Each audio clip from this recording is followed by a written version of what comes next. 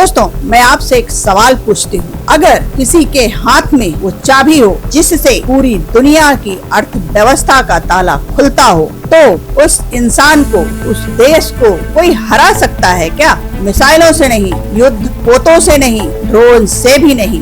और यही वो सवाल है जिसका जवाब पिछले 50 दिनों में दुनिया को मिला है। अमेरिका ने सोचा था हम ताकतवर हैं, हम जीतेंगे। इजराइल ने सोचा था हम स्मार्ट हैं, हम जीतेंगे। लेकिन जीत किसने हासिल की? उस देश ने जिसके पास थी एक चाबी, और वो चाबी थी हॉर्मुज की चाबी। और आज की बात में हम उसी चाबी की पूरी कहानी को आगे बढ़ाएंगे और उसी पर चर्चा करेंगे। जाइएगा मत, क्योंकि आखिर तक जो बात आएगी वो आपको सोचने पर मजबूर कर देगी। तो आइए आगे बात करते हैं उस वक्त की जब दुनिया अलग थी। 30 फरवरी का दिन था। ईरान, अमेरिका और इजराइल के बीच बातचीत चल रही थी। माहौल थोड़ा नरम था, लग रहा था कोई रास्ता निकलेगा। युद्ध की आशंका कहीं नहीं थी। उस वक्त हॉर्मुज रूट पर कोई बात नहीं थी। एनर्जी क्राइसिस को लेकर कोई बात नहीं थी। ग्लोबल इकोनॉमी को लेकर भी कोई चिंता नहीं थी। नाटो के भीतर उतना असंतोष नहीं था। यूरोपियन देश व्यापार के रास्ते तलाश रहे थे। भारत के साथ भी अमेरिका के आर्थिक संबंध धीरे धीरे पटरी पर आ रहे थे। मिडिल ईस्ट में कोई ऐसा सवाल नहीं था जो अमेरिका मिलिट्री बेस को चुनौती देता हो, यानी सब कुछ ठीक ठाक ही चल रहा था। लेकिन फिर आया 28 फरवरी और उस एक दिन ने 50 दिनों में दुनिया को वो मोड़ दे दिया जो शायद किसी ने सोचा भी नहीं था। कभी कभी इतिहास एक इंसान के सपनों में बदल जाता है। इजराइल के प्रधानमंत्री बेंजामिन नेतन्याहू ने व्हाइट हाउस जाकर अमेरिकी राष्ट्रपति को कुछ ऐसे सपने दिखाए कि ट्रंप ने उड़ान भर दी। और वो उड़ान ऐसी थी जिसने 40 दिनों के युद्ध में अमेरिका को एक ऐसी जगह लाकर खड़ा कर दिया और जहां उसकी मजबूरी हो गई युद्ध जीतने का ऐलान करने का, और आगे युद्ध न हो उसकी गुहार भी लगाए। जरा सोचिए, दुनिया का सबसे ताकतवर देश एक तरफ से जीत का दावा कर रहा है और दूसरी तरफ से शांति की भीख मांग रहा है। यही वो पल था जब पूरी दुनिया को समझ आया अमेरिका के हाथ से वो चाबियां निकलती जा रही हैं जिसके भरोसे वो दुनिया की अगुवाई करता था। आइए आगे चलते हैं और अब बात करते हैं असली मुद्दे पर, और वो मुद्दा है हॉर्मुज रूट का। ये नाम सबने सुना है। हॉर्मुज जो एक समुद्री रास्ता है दुनिया के तेल की आवाजाही में। जैसा कि आप जानते ही हैं, हॉर्मुज एक समुद्री रास्ता है जहां से सभी देशों की तेल की आवाजाही होती है। लेकिन दुनिया की इकोनॉमी को यह रूट करीब 45 से 48% तक प्रभावित करता है, यानी एक रूट, और उस एक रूट के बंद होने से दुनिया की अर्थव्यवस्था 30% सिकुड़ सकती है एक झटके में। और इस रूट की चाबी किसके पास है? सोचिए, जरा सोचिए। आप सब जानते हैं इस रूट की चाबी है ईरान के पास। अब समझिए खेल को। 18 फरवरी से पहले ईरान के पास ये चाबी थी, लेकिन दुनिया को इसकी कीमत का अंदाजा नहीं था। युद्ध शुरू हुआ। अमेरिका और इजराइल ने ईरान पर हमला कर दिया। 40 दिन बीते, मिसाइलें चली, ड्रोन उड़े, बुनियादी ढांचों पर चोट पहुंची, पावर प्लांट निशाने पर आए, यहाँ तक कि न्यूक्लियर प्लांट तक बात गई। लेकिन ईरान टूटा नहीं, और जब ईरान नहीं टूटा तो हॉर्मुज की चाबी की चमक पूरी दुनिया को दिखने लगी। दोस्तों, यहाँ एक और बड़ी बात समझनी जरूरी है। वो खाड़ी देश जिनकी जमीन पर अमेरिका की मौजूदगी है, वो खाड़ी देश जिनकी इकोनॉमी ट्रिलियन डॉलर में निवेश करती है अमेरिका के भीतर, वो खाड़ी देश जो दुनिया से हथियार खरीदते हैं और उसमें नंबर 1 अमेरिका है, इन सब की इकोनॉमी की चाबी एक झटके में ईरान के हाथ में चली गई। क्योंकि हॉर्मुज बंद हुआ तो इनका तेल निकलेगा कैसे, उनका कारोबार चलेगा कैसे, उनकी अर्थव्यवस्था टिकेगी कैसी। और यह वो स्थिति थी जिसे बर्दाश्त करने की हालत में अमेरिका कतई नहीं था। इसीलिए युद्ध से निकलकर अमेरिका बातचीत की मेज पर आया, सिर्फ और सिर्फ हॉर्मुज रूट के लिए। जैसा कि आप जानते ही हैं। इस्लामाबाद में बातचीत हुई, गर्म तेवर थे, नरम नहीं। गुस्सा था, क्रोध था, दोनों तरफ से एक बात बहुत साफ थी, हॉर्मुज रूट को लेकर इससे पहले कभी बातचीत हुई ही नहीं थी। पहली बार क्यों? क्योंकि पहली बार जरूरत पड़ी। ईरान के विदेश मंत्री ने खुले तौर पर कहा था, हम अमेरिका के रवैये से निराश हैं। उन्होंने कहा, वेंस और नेतन्याहू के संपर्क ने अमेरिका और ईरान की वार्ता से ध्यान हटाकर इजराइल के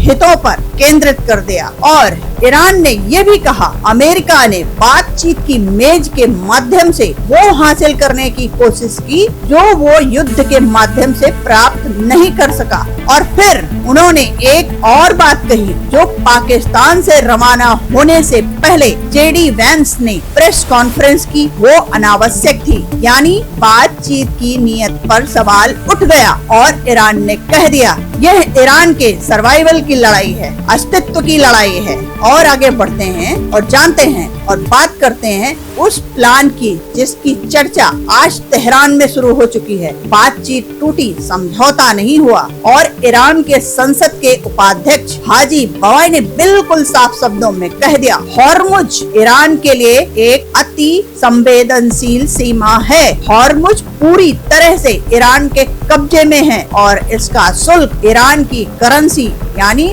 रियाल में ही चुकाना होगा। रेवोल्यूशनरी गार्ड यानी IRGC ने भी ऐलान कर दिया, किसी भी सैन्य जहाज को हॉर्मुज से गुजरने की कोशिश की तो जवाब दिया जाएगा। और यह बयान उस वक्त आया जब ट्रंप कह रहे थे हॉर्मुज जल्द खुल जाएगा और अमेरिका सेंट्रल कमांड कह रहा था नौसेना के 2 विध्वंसक जहाजों ने समुद्री सुरंगों को साफ करने का अभियान शुरू कर दिया है। ईरान का जवाब था, असंभव, कोई भी कहीं भी कुछ भी शुरू नहीं हुआ है। 2 अलग अलग दावे, एक ही समुद्र, एक ही चाबी और उस चाबी पर कब्जे की लड़ाई अभी भी जारी है। आइए आगे और समझते हैं उस देश की बात जो इस पूरे खेल में एक नए खिलाड़ी की तरह सामने आया है और वो देश है तुर्की। एर्दोआन ने खुलकर कह दिया, अगर इजराइल ने आग से खेलना बंद नहीं किया और क्षेत्र में शांति प्रक्रिया में बाधाएं पैदा करता रहा तो हम सुनिश्चित करेंगे कि इजराइल को अच्छा सबक मिले। और इससे भी बड़ी बात, लेबनान और ईरान पर कोई भी हमला तुर्की पर हमला माना जाएगा। ये मैसेज है फ्रांस के खिलाफ, इटली के खिलाफ, दक्षिण कोरिया के खिलाफ, पाकिस्तान के खिलाफ, स्पेन और अब तुर्की भी खुलकर इजराइल के खिलाफ बोल रहा है। यानी वो संगठन जो अमेरिका ने बनाया था वो टूट रहा है और वो दुनिया जो अमेरिका के साथ थी अब अलग अलग रास्तों पर चल पड़ी है। इन सब के बीच एक आवाज अभी भी वही है और वो आवाज है नेतन्याहू की। उन्होंने कहा, ईरान के खिलाफ सैन्य कार्यवाही अभी खत्म नहीं हुई है, इसीलिए हमले किए गए क्योंकि ईरान परमाणु हथियार बनाने के करीब था। लेकिन ध्यान दीजिए, परमाणु मसला सिर्फ एक प्रतीक था। कल रात की बातचीत में असली मसला परमाणु नहीं था, असली मसला था हॉर्मुज, असली मसला था खाड़ी देशों की अर्थव्यवस्था, असली मसला था पेट्रो डॉलर की ताकत, असली मसला था वो चाबी जो अमेरिका चाहता था और ईरान देने को तैयार नहीं है। ईरान के संसद अध्यक्ष गलीबाफ ने सोशल मीडिया पर लिखा और कहा, बातचीत से पहले मैंने इस बात पर जोर दिया था कि हमारे पास अच्छी नीयत और इच्छा शक्ति है, लेकिन पिछले 2 युद्धों के अनुभव की वजह से हम दूसरी तरफ यानी अमेरिका की तरफ से कोई भरोसा नहीं है। वो भरोसा जीतने में अमेरिका नाकाम रहा। और फिर उन्होंने कहा, हम साथी मिनाब 168 से आगे सोचने की कोशिश कर रहे थे। मिनाब 168 वो 168 बच्चियां जो स्कूल में मारी गयी जब मिसाइल गिरी। भावनात्मक दर्द से आगे निकलकर बातचीत करने की कोशिश की ईरान ने, लेकिन अमेरिका ने वो मौका गंवा दिया। और अंत में गलीबाफ ने कहा, 90 मिलियन आत्माओं वाला यह देश एक शरीर है, 90 करोड़ नहीं 90 मिलियन यानी 9 करोड़ लोग एक शरीर, एक आवाज, एक ईरान। यानी जो अमेरिका सोच रहा था कि ईरान के भीतर विरोध है, प्रदर्शन है, असंतोष है और उस असंतोष का फायदा उठाकर सत्ता बदल देंगे, वो सपना अमेरिका का टूट गया। इस पूरे खेल में पाकिस्तान की भूमिका भी दिखी। पाकिस्तान ने सऊदी अरब में 13,000 सैनिक भेजे हैं फाइटर जेट के साथ। लेकिन सवाल यह है, फाइटर जेट भेजे तो किसके खिलाफ? ईरान के खिलाफ। लेकिन ईरान हमले कर रहा है अमेरिकी अड्डों पर और इसी बीच खबर आई अमेरिका बेचने को तैयार है, सऊदी अरब खरीदने को तैयार है F-35 फाइटर जेट और हथियारों की पूरी फेहरिस्त उन देशों को बेचना चाहता है अमेरिका जो इस युद्ध में थे, लेकिन अमेरिका की वजह से जो लगातार घायल होते चले गए। यानी पहले नुकसान करो फिर हथियार बेचो, यही अमेरिका की कूटनीति का असली चेहरा है। अब ये युद्ध मिसाइलों का नहीं रहा, 40 दिनों का वो युद्ध जिसमें मिसाइलें थी, युद्ध पोत थे, ड्रोन थे, नागरिक ठिकानों पर निशाना था, पावर प्लांट आ रहे थे, न्यूक्लियर प्लांट सामने थे, बुनियादी ढांचे पर लगातार चोट पहुंचाई जा रही थी। वो अध्याय खत्म हो गया। अब शुरू हुआ प्लान बी का अध्याय और इस अध्याय में लड़ाई है डिप्लोमेसी की, इकोनॉमी की, एनर्जी की और सबसे इम्पोर्टेंट हॉर्मुज की चाबी की। ब्रिटेन के प्रधानमंत्री स्टारमर लगातार कह रहे हैं ट्रंप से बातचीत हुई, अगर बातचीत फेल हो जाती है तो जो 30-40 देश हैं सब एकजुट होंगे और हॉर्मुज रूट को किसी न किसी तरह क्लियर किया जाएगा। लेकिन जब उन्होंने ओमान के सुल्तान से बात की तो उनका संदेश बिल्कुल साफ था, मुश्किल हालात पूरी दुनिया के सामने हैं। शुरुआती बातचीत के बिना किसी समझौते का टूट जाना निराशाजनक है। कोई ना कोई रास्ता अमेरिका और ईरान को निकालना पड़ेगा। यानी ब्रिटेन भी मान रहा है अमेरिका अकेले इसे नहीं सुलझा सकता। अब सबसे बड़ा सवाल आगे क्या है? वॉशिंगटन इंतजार कर रहा है। व्हाइट हाउस में आज शाम अमेरिकी समय के मुताबिक शाम 6 बजे यानी भारत में रात 3 बजे राष्ट्रपति ट्रंप एक बड़ा बयान दे सकते हैं। जैसे ही जेडी वेंस वापस पहुंचेंगे, व्हाइट हाउस की वो मीटिंग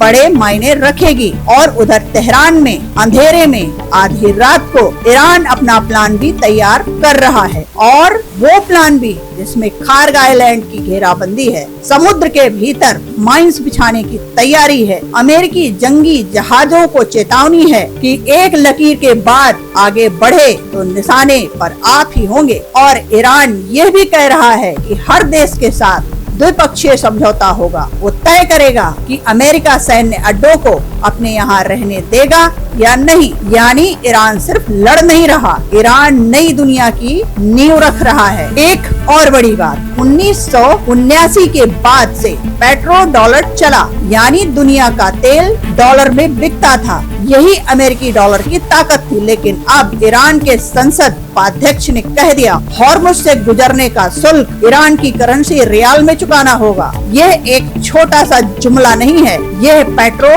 डॉलर के सामने एक सीधी चुनौती है जो अमेरिका को चुभ रही है। और जिस डॉलर के आश्रय अमेरिका ने दुनिया को चलाया, उसके सामने ये संकट अब खुलकर सामने आ गया है। तो दोस्तों 50 दिन, बस 50 दिन, और इन 50 दिनों में वो हुआ जो शायद 50 साल में नहीं हुआ था। अमेरिका ने सोचा था हम युद्ध जीत जाएंगे, अमेरिका ने सोचा था बातचीत में जीतेंगे, बातचीत भी टूट गई। अमेरिका ने सोचा था ईरान के भीतर से ईरान को तोड़ देंगे, ईरान एकजुट हो गया। और अमेरिका के सामने सबसे बड़ा सवाल यही है, वो चाबी कैसे वापस मिलेगी। और वो चाबी आप सब जानते हैं, वो चाबी कौन सी है? वो चाबी है हॉर्मुज की चाबी, दुनिया की अर्थव्यवस्था की चाबी, खाड़ी देशों के भविष्य की चाबी, पेट्रो डॉलर की चाबी। और ईरान का जवाब बिल्कुल साफ है, सीज फायर को भी आपने युद्ध का हथियार बना लिया, बातचीत की मेज को युद्ध में तब्दील करने की कोशिश की,